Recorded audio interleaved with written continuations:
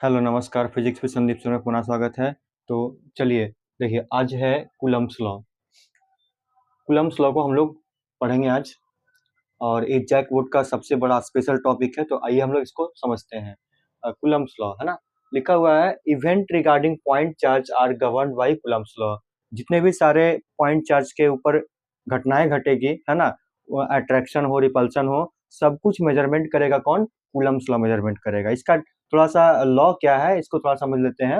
ये कहता है, अकॉर्डिंग टू कूलम्ब्स लॉ कहता है क्या, the force of interaction between any two charges is directly proportional to the product of the charges and inversely proportional to the square of linear distance between them। तो यहाँ पे कहा जा रहा है, मैथमेटिकली इसको समझेंगे कि ये बोला है कि यहाँ पर द फोर्स ऑफ इंटरेक्शन, मतलब ये जो फोर्स ऑफ इंटरेक्शन जो है वो क्या है, टू चार्जेस के बीच में जो है वो directly proportional to the product of दो चार्जेस, उन दोनों चार्जेस का प्रोडक्ट का डायरेक्टली प्रोपोर्शनल है फोर्स ऑफ इंटरेक्शन।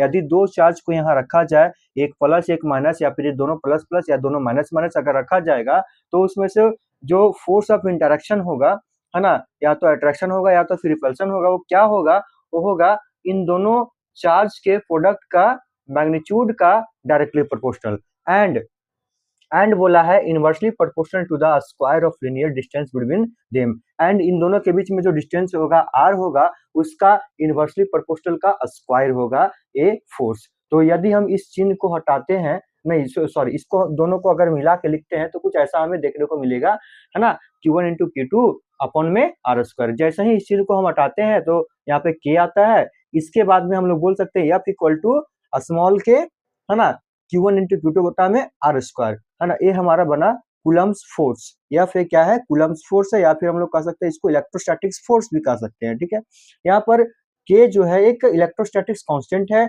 और इस स्मॉल के का जो वैल्यू होता है वो 9 इंटू 10⁻⁹ न्यूटन मीटर स्क्वायर पर कूलम होता है। तो देखिए यहाँ पर के का वैल्यू अगर हम फ्री स्पेस में लेना चाहेंगे तो हम लिखेंगे फॉर फ्री स्पेस।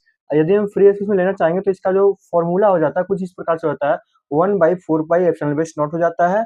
और यदि हम इस के का वैल्यू को हम लोग रखते हैं है ना, तो फॉर्मूला में कुछ चेंजेज आएगी है ना, कुछ इस प्रकार से चेंजेज आएगी, यानी कि हम लोग कह सकते हैं 1/4πε0 इस के जगह पर। ठीक है, उसके बाद ज्यों के त्यों जो हमारे पास है वो हम लोग लिखेंगे Q1 इंटू Q2 अपॉन में आर स्क्वायर। तो हमारे पास फाइनल जो फॉर्मूला ये है, ये बन चुका है कूलम्ब्स लॉ के लिए है ना, फॉर फ्री स्पेस। ये जो फॉर्मूला है वो किसके लिए है, for free space, free space.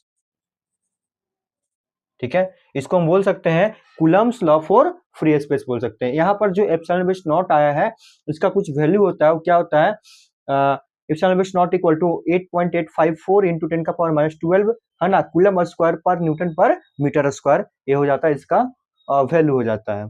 तो चलिए यहीं तक रहेगा। ठीक है, थैंक यू।